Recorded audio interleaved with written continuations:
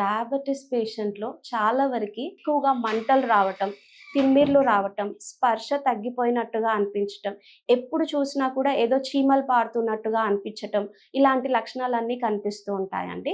దీనికి మెయిన్‌గా వచ్చే కారణం వచ్చేసి షుగర్ అనేది కరెక్ట్‌గా లేకపోవడం. అంటే షుగర్ లెవెల్స్ బాడీలో మెయింటైన్ అవ్వకపోవటం, దానితో పాటు ఫిజికల్ యాక్టివిటీ అనేది తక్కువగా ఉండటం, నడక అనేది లేకపోవడం.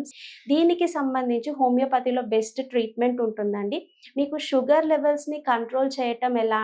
దానితో పాటు ఇలా పెరిఫెరల్ న్యూరోపతి అంటే కాళ్ళల్లో మంటలు కానివ్వండి, తిమ్మిర్లు కానివ్వండి, రాకుండా ఉండడం ఎలా అనేది కూడా ఇక్కడున్న డాక్టర్స్ కరెక్ట్‌గా డయాగ్నోస్ చేసి మీకు ట్రీట్మెంట్ ఇవ్వటం జరుగుతుంది. దానితో పాటు ఎక్కువగా పీచు పదార్థాలు ఉండే ఆహారం తీసుకోవటం, ఎక్కువగా కార్బోహైడ్రేట్స్ అంటే రిఫైన్డ్ కార్బ్స్ కానివ్వండి, ఈవెన్ ఇలా తిమ్మిర్లు రావటము, కాళ్ళు మంటలుగా ఉండటం అనేది డయాబెటిస్ యొక్క బేసిక్ లక్షణం.